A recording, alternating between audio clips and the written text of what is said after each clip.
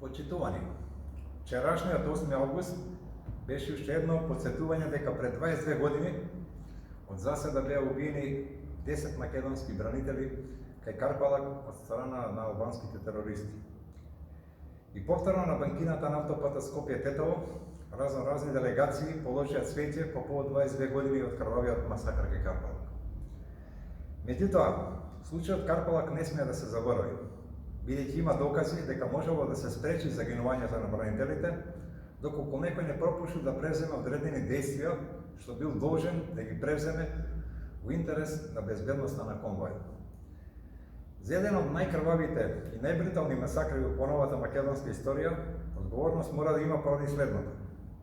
На почетокот на јули 2001 година, 40 дена пред погибијата кај Карпалак, во службата на државна безбедност има два службени документи со податоци дека на ридот од каде се пукаше врз конвојот се наоѓа вооружена група. Врз основа на овие оперативни податоци, службата на аналитика во државна безбедност изготви информација уште во јули 2001 година и доколку се постапало по неа, Карпалак ќе беше избегнат. Од текстот на аналитичката информација може да се види дека аналитичарите во државната безбедност професионално се извршиле работата и дале прецизни анализи и насоки како да се запоследне просторот околу автопатот кај Карпалак заради безбедно минување на редовните конвои на бранителите на кај Тетово. Да го имате ова 40 дена пред крвавиот настан и да ви загинат бранители од испукана граната токму од кај Карпалак, тоа е катастрофа. Сознание имаше, а ништо не се превзете. Трагедијата сигурно ќе беше избегната доколку само со еден хеликоптерски прелет беше збришена оваа вооружена група, бидејќи 40 дена пред крвавиот настан прецизно се знаеше локацијата и бројноста на групата.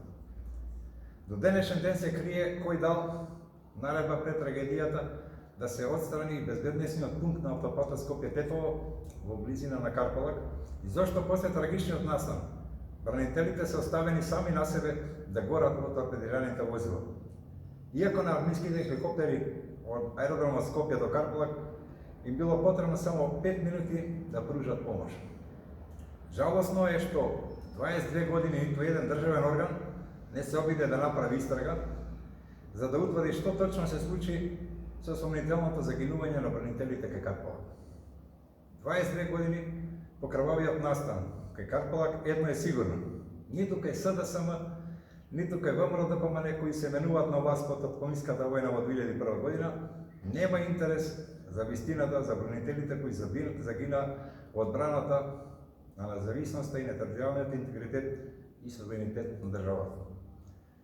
Доколку народот ни ја даде довербата, една од првите задачи на новата легална власт на единствена Македонија ќе биде целосно расчистување на сомнителните загинувања на македонските бранители кои беа праќани во заседа и мораа да загинат. Ви благодарам.